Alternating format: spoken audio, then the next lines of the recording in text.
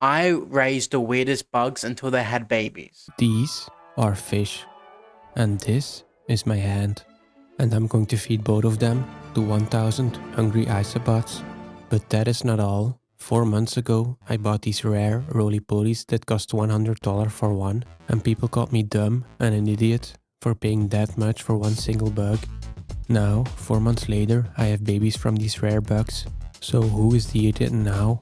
Me. It's still... Honestly, it does seem like a pretty fire hobby though. Like you buy very expensive bugs, breed them, and then sell them. It's basically, a lot of people do that with just different stuff. People do it with plants, animals a lot as well. But I feel like it's a decent side hustle, 100%.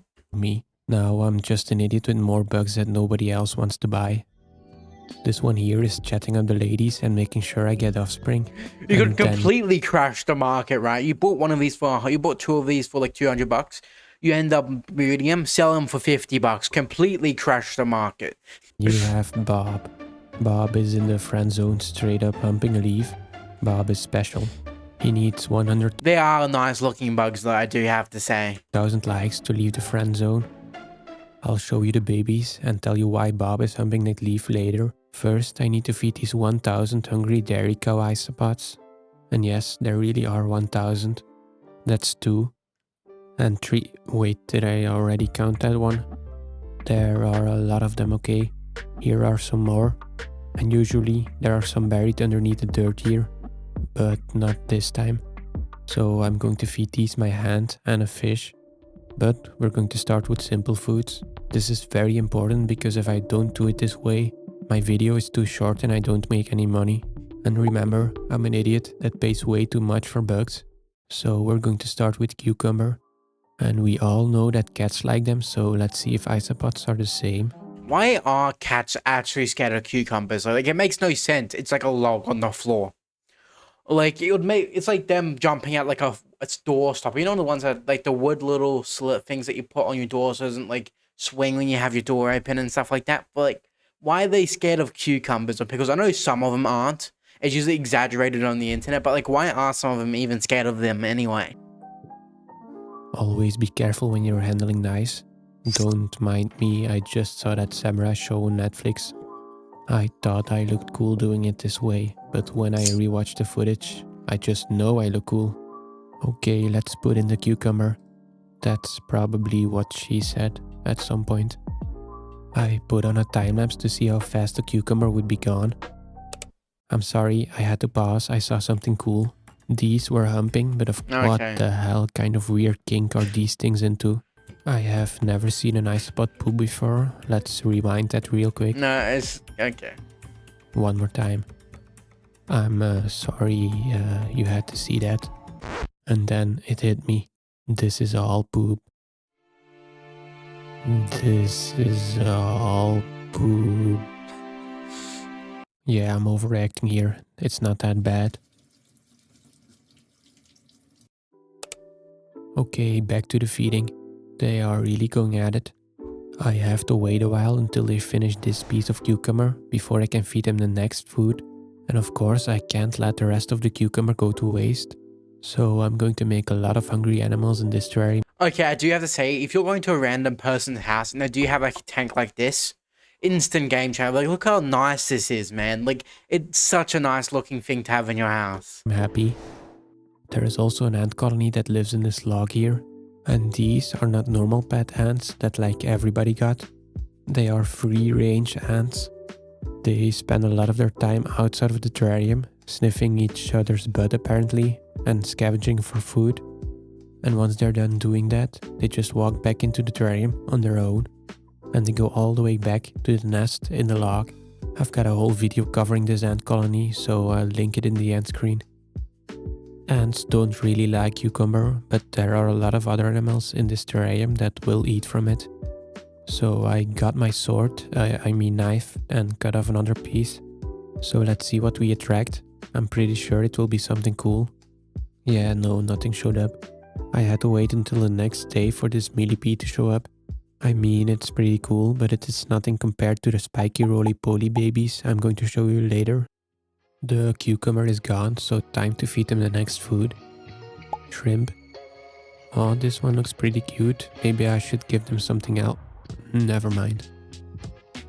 I'm just giving them a bunch. And watch closely because they really like this. This is going to go fast. Some, like these, I do actually wonder how many of these he has in his tank. He actually has to have like over 100. don't mind sharing with each other. This one, however, is shellfish. Oh, come on, that was funny. They are finishing the shrimp fast, so we can go to the next food. Look how many there is. Oh, whatever could that next silhouette be? Fish, it's a fish.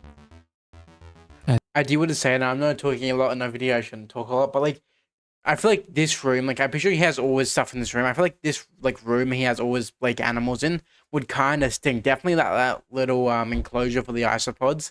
I feel like that would stink pretty bad, I would say. As a biologist, I can tell you this is one of those fish that swims, or swam in this case. This is pretty cool. They're going to clean the fish to the bone. If you ever want to get rid of a body, you know what to do. No, I didn't say that. I hope they Being for all, you could just chuck a finger in there and they'll just eat it. don't do that to my hand. All that is left is the bones, but after a while they even eat those. Really? They even eat the eyes. But for now, they're full. I waited for 2 days and then it was time to give them the next food. As a biologist, I can tell you this is my hand.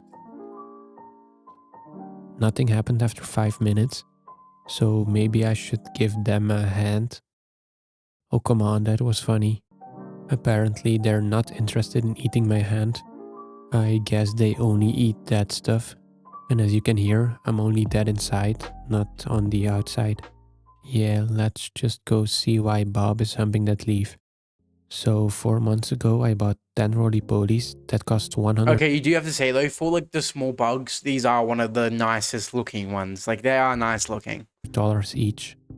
These are pretty rare and hard to breed. And Really? the best way to get them to make babies is to recreate their natural habitat as closely as possible. Tropical jungle.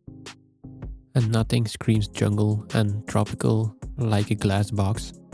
I don't know if you've ever been in a jungle, but it got dirt and plants and stuff.